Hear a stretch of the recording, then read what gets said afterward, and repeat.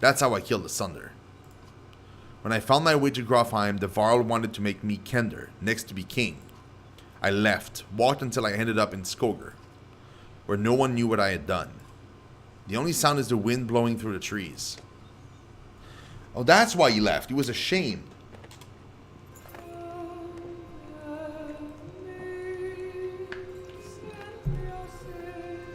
For a long time, nobody says a thing until a child breaks the silence. What do we do with the baby? She asks. A lump forms in your throat, looking at you, at the small obsidian creature squirming before you. Insist on taking it with the caravan. You argue strongly for showing mercy and humanity. Some of the women in the caravan instantly agree to take in the dredge infant, while others are furious about bringing it along. Not long afterward, one of the women comes to you. Its swaddling was being held by this, she says, giving you a hairpin that looks distinctly undredge-like. An inscription on the silver almost slips your notice. Persevere. From the goddess herself, if you ask me, the woman tells you. So we got a silver brooch when I wanted food. Great. Super.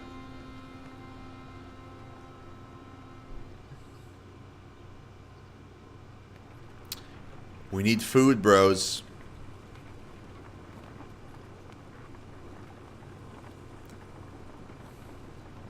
I find it odd that there's no way for us to just go out in the woods and try to get food. You're making the usual round when you hear a rather loud debate coming from the area that Varl have gathered. Ivor joins you as you approach. Oh, what's up? What's happening? Euban, you'd rather be known for falling asleep and dying in the corner of a meat house than battling a Sunder? No, I'd rather be known for not dying. Don't even know what you're worried about. I did this 100 times in the Great Wars. Take some warriors, plow headfirst into the dredge. They follow you into the hills, get lost. Now they're not following you. When you did this 100 times, did they have Belor leading them? Have you never heard about the time I hit Belor in the head with a throwing axe?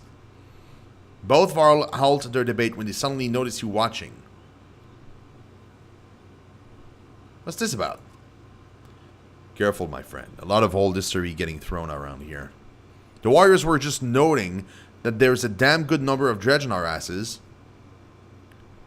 Belor pulling up the rear. This one thinks he can just wander up there and throw them off our tracks. How about some gratitude? Thought you'd be happy to finally be oldest Varl in the land, Euban. I'm never happy to lose more Varl, Crummer. Besides, I'm not convinced you're really older than me.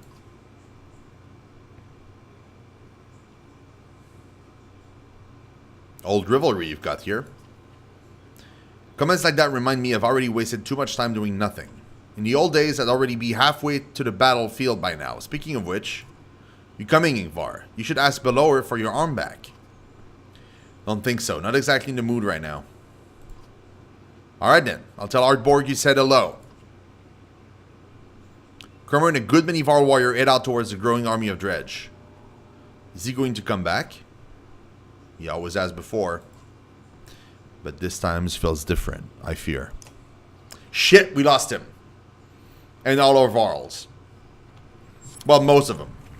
Really.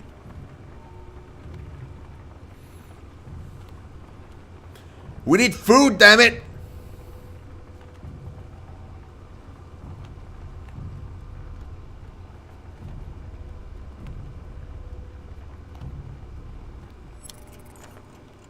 Someone's been nicking extra goods from the supplies. A concerned woman tells you. Counted these myself yesterday, no mistake. This keeps up, we'll all be starving before long.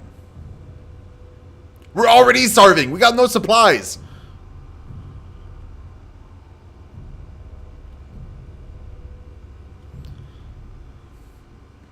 Post a few extra guards to watch the supplies.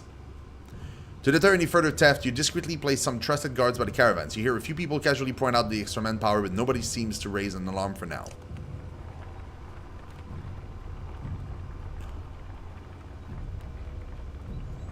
There's a town there! Gather round, daughters, echoes a shout in the distance as Crummer and his band of warriors break through nearby foliage. And behold, the invincible Varl. The caravan is thrilled to see Crummer return safely. Did the plan work? Asked Euban. Work? Responded Crummer. Of course it worked. Same old dredge. Should be another day or two at least before they even find their own asses. And if you apologize, I'll tell you how I found these. Krummer says, tossing you a pair of leather gloves that look big enough for a varl. He leans in close, whispering so Ubin can't hear. I had something to do with a raven's nest and a hair tie. What? I got an achievement, guys. Treasure Hunter. As Sigurholm approaches, we fear the worst. The once calm lake surrounding it now looks like a bowl that has been flipped. Proud home sinking into muddy water. A side effect of the quake. What has the rest of the world become on the other side of those mountains? Uh-oh. It's no good. Tell me there's still a market and stuff. Because now we got plenty of renown. I want to buy all the foods you have. I don't care if y'all starve. I'm leaving with the food.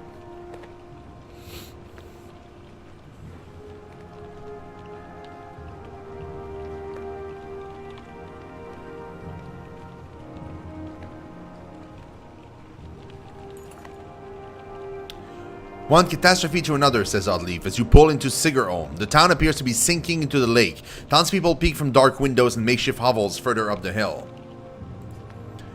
No, says Irvin, looking frantic. Where is she?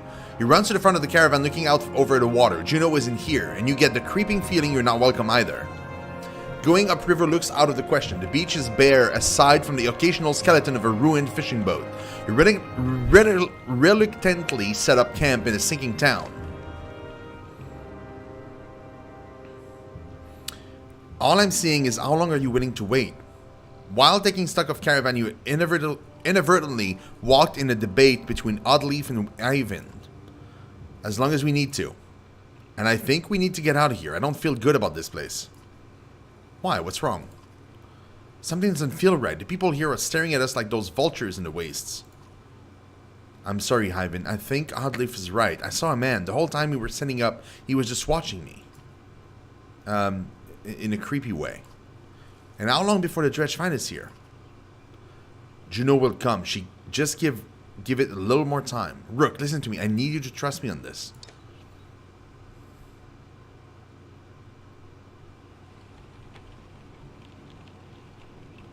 Well, first we need to buy food.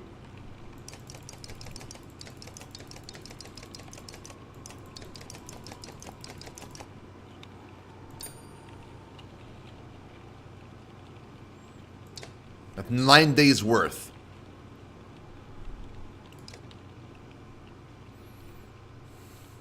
You're really worried about her, aren't you? What? Oh, Juno. Worry doesn't begin to describe it.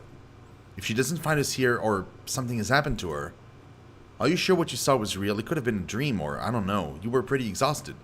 I don't know. To be honest, I'm not so sure anymore. Everything's a blur. Don't tell the others I said that. I have to hope it wasn't just a dream. What's it like to be a mender? Being a mender, I guess I never really thought about it like that. It's just part of me. They knew very young that I would join the order. Born into it, you could say. My mother and father both menders. The guild is for lots of people now. Builders and healers. Do they all pull lightning out of the sky? No, that's not normal. It's one of the reasons I know Juno. She's one of the council. She helps me control things like that. So we don't end up scaring people. How exactly does weaving work anyway? Well, the hardest part is usually seeing the threads.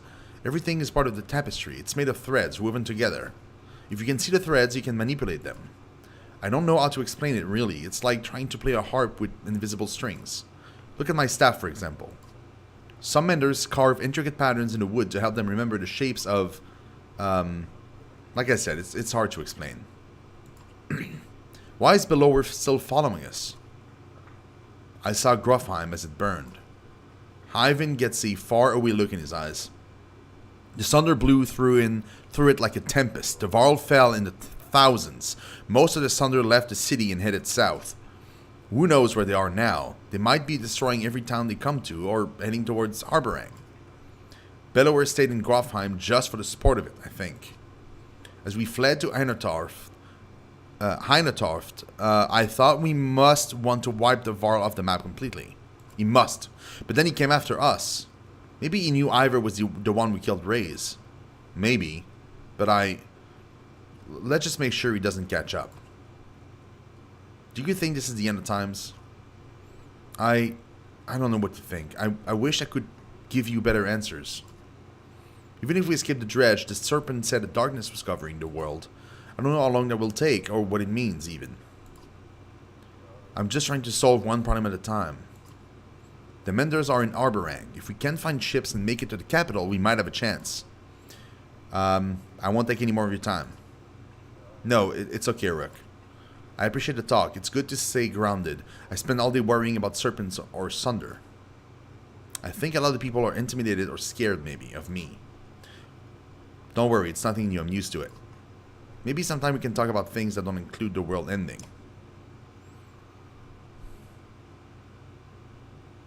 I'm assuming I need to rest, but the thing is, I don't know how many days. A scuffle has broken out in front of the house. Thief! Shouts one of your people as a group of strangers flee from your camp. Outleaf is already running their direction. They took our supplies. You hear from nearby.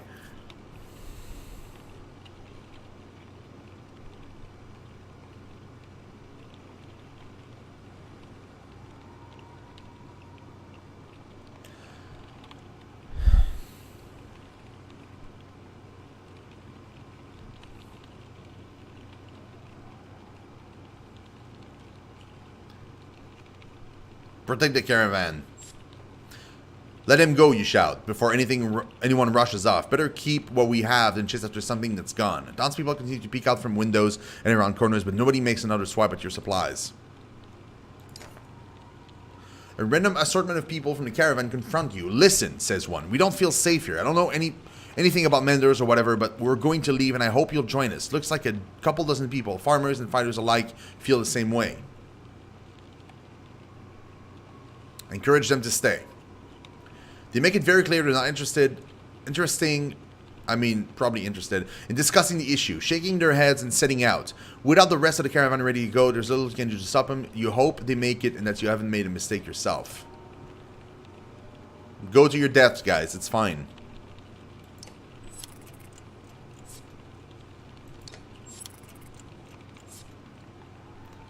How many days must I wait, dude? Okay, I'm waiting one more day. If she doesn't come in one day, if that, we're leaving. Rook, wait please, Ivan begs. She said she'd be here. We need her. You can tell he's terrified of leaving as though he'd be giving up on Juno. She's not coming, bro. I'm sure she'll catch up with us. Ivan looks out across the lake with a 1,000-mile stare. He says nothing. We've got problems, says Ivor. The whole place is flooded. We could try to walk the muddy parts, but it'll be slow going. We could try to float the caravan over the lake, but we might tip or get stuck. Or we could just go around the whole thing, but no idea how long that'll take. What do you think?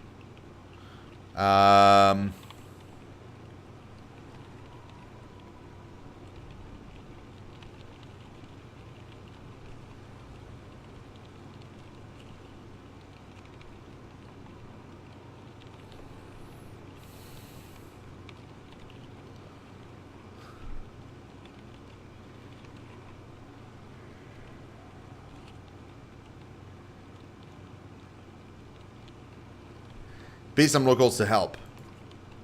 The locals become a lot more helpful when you swallow your pride and start offering food for help crossing the river. They give you small fishing boats to borrow and you show you the area with the best chance of making it across. You hope your luck holds out as you launch from the shore. Despite, or you suspect because of your vigilance, the locals from Sigerholm don't try anything underhanded as they take you in their small boats to the other side of the lake over several trips. You leave them with a generous amount of food and they row back to their town. You hope it's worth it to buy some space from the lower, who will have to drag his army through the mud on foot. We just lost 1 day of supply. That's fine. Hey, Blank Cage, what's up, dude? Oh, go around. Sorry, man. I didn't see you there. How you doing, dude?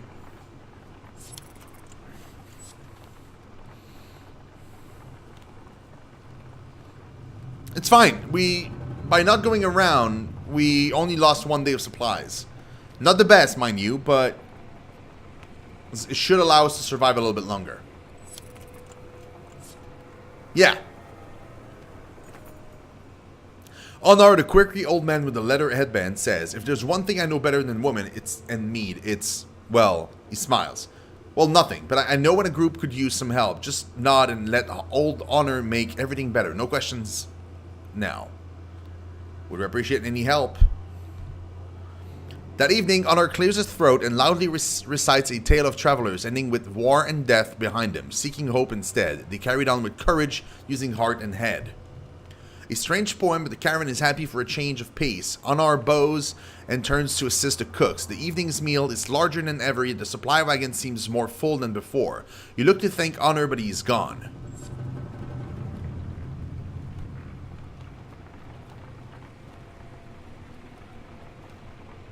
What? You made food appear? As you're about to head off to sleep for the night, Onef pulls you aside. I have a couple of concerns I wanted to speak to you about, he says, in private. He started singing. Then he helped the cook make food. And then he just disappeared, and suddenly we have more food. And he's gone. You think you know, Casey? What's on your mind? How well do you know the people traveling with us? How many strangers are in the caravan now?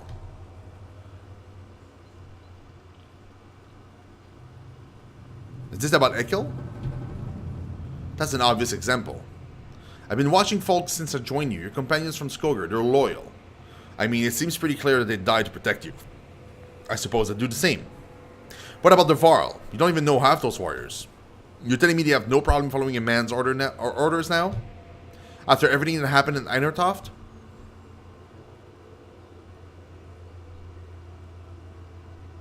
I trust Ivor to handle this. He's fearless, I'll give you that, but look at him. He's run ragged. He can't be there all the time. What happens the first time the Varl don't want to do what you tell them? If Crummer gave the word, I guarantee at least half would follow. Let's be honest, they could take this caravan by force at any time if they wanted to. They haven't. Doesn't mean they won't. They're not the biggest problem, though.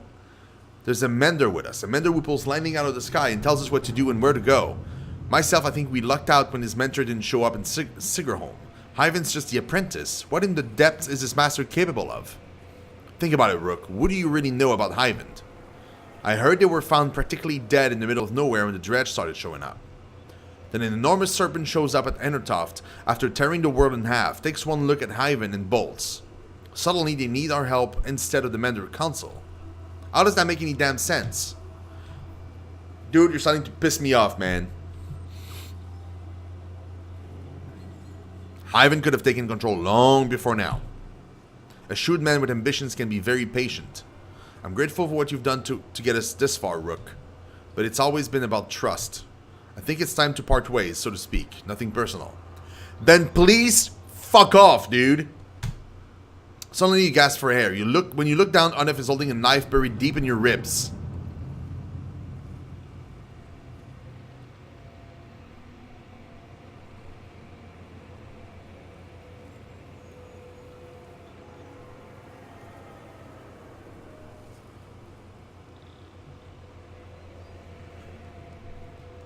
What? Fatality.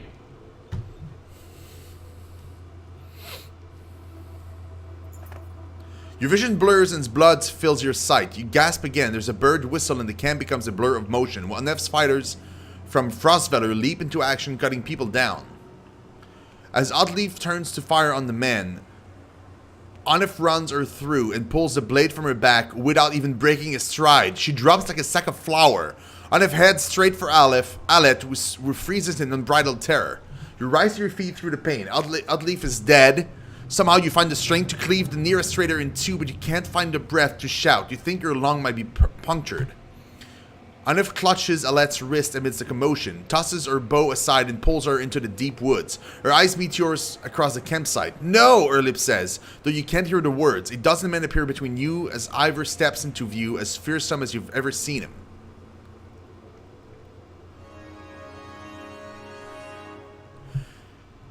I will murder you, dude. I will murder you so hard. You will never have been murdered that hard before in your entire life. That is how murder-ish I'll murder you. Bro, I am so pissed. Oh, I'm mad. I am mad, dude.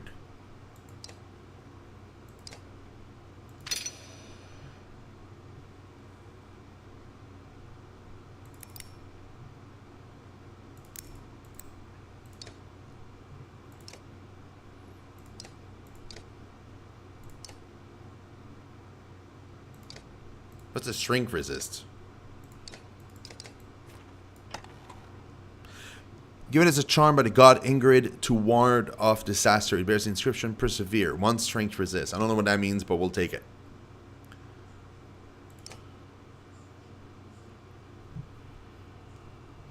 Like, on it, one of my warrior just killed Oddleaf, stabbed me in the ribs, and kidnapped my daughter. And now, like, his friends are turning on us now.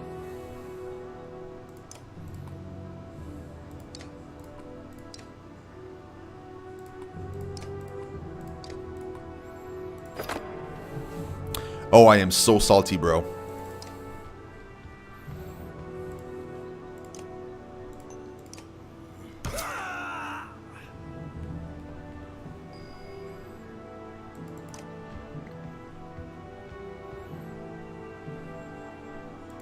The archer lady with white hair.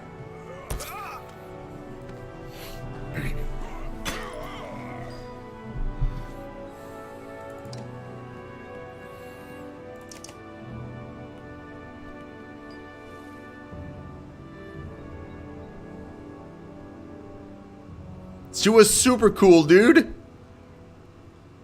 That makes me so salty.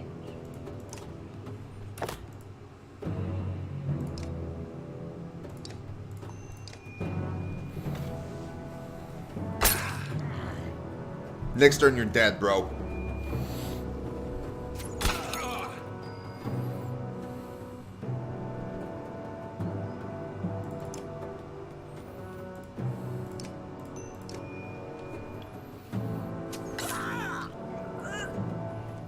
You get the achievement Bowmaster.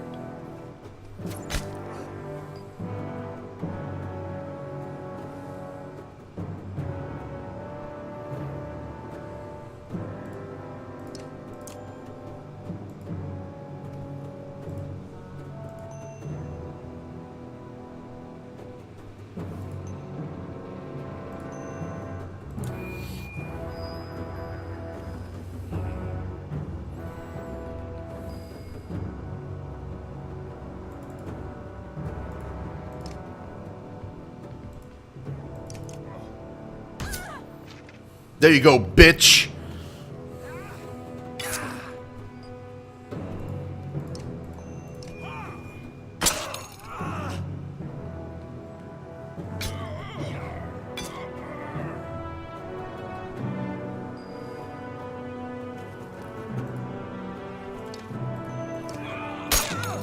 Just making sure he dies next turn.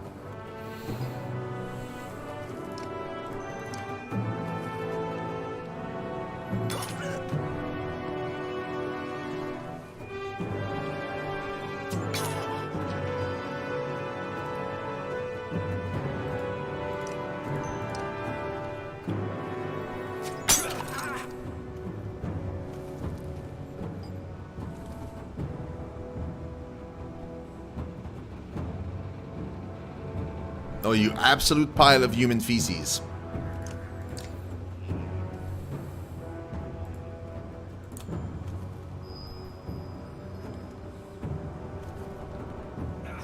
Oh, shit!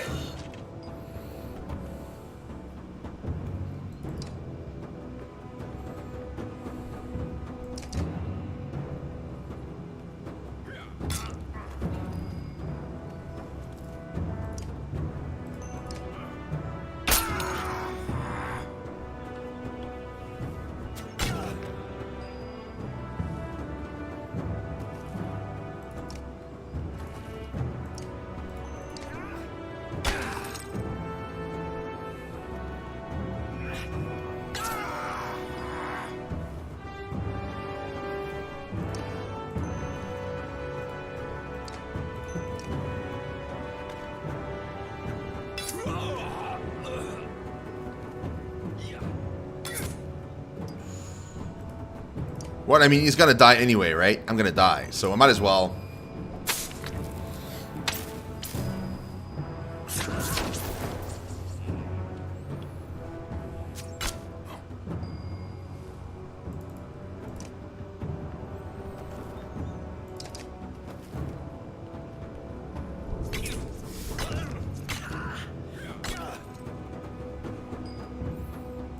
My armor!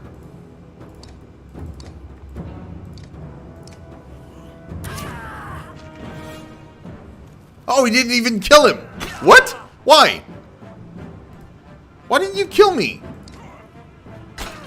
Never mind, don't answer, it's fine.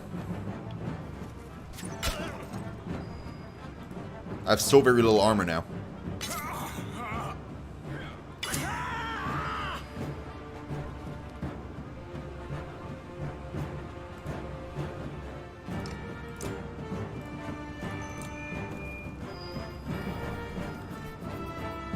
It's gonna be a lot better for me.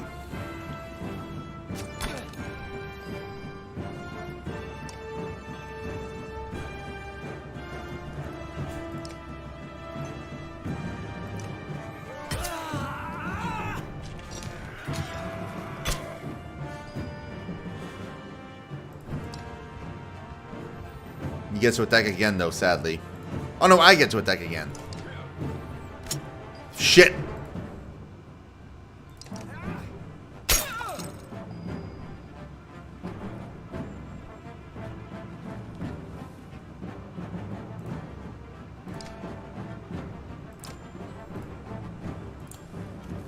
That's fine.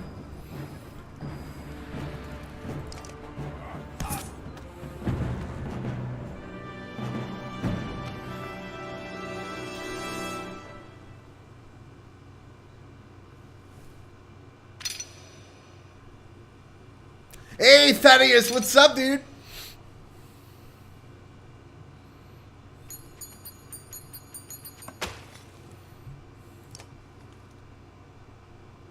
What is Thaddeus? Reminds me of something. Where is Alette? Shouts Ivor, tearing into through the nearest bandit, but you've already hobbling into the deep woods where they disappeared, ignoring the battle raging behind you. In a haze of pain, you start to think you've lost their tracks. Then you hear Alette screaming in the distance, followed by silence. You stare through the trees. In a small clearing, Alette lies with her back against a tree. Her hand and her clothes are covered in blood. She stares vacantly ahead, unblinking. Beside her is the body of Onef, an arrow buried in his right eye, as if placed there by hand. She looks in your direction and at Onef. I killed him, she says. Oh, thank God she's alive. Alette, are you alright? You cringe as much from the pain as the appearance of Alette after her bloody struggle with Onef. No, I'm not hurt. I had no choice. Dad, your chest, you're bleeding. Suddenly, she's at your side, putting pressure on the wound. I can fix this. Where's my needle? Oddleaf, anyone? Ivor, I found them. Just as your side goes black, you see Hyven, Ivor, and Alette standing over you. I did! Blame Cage, yes. You're like, he's going to make it. He's going to make it. Your eyes open to the sound of Alette's voice. Normally, a wound like that, I only hope I did enough. I'll survive. Dad! Alette stops herself from hugging your bandaged chest, pulling your head to her instead. The words come out easier than you expected. Oddleaf. It's a good thing Hyven was there. She's going to pull through, though it was a nasty wound. We managed to kill most of those traitorous son of bitches, and the rest fled into the woods. There were a lot of people I couldn't save. You did everything you could, Hyven. Oh, she's not dead! She's not dead!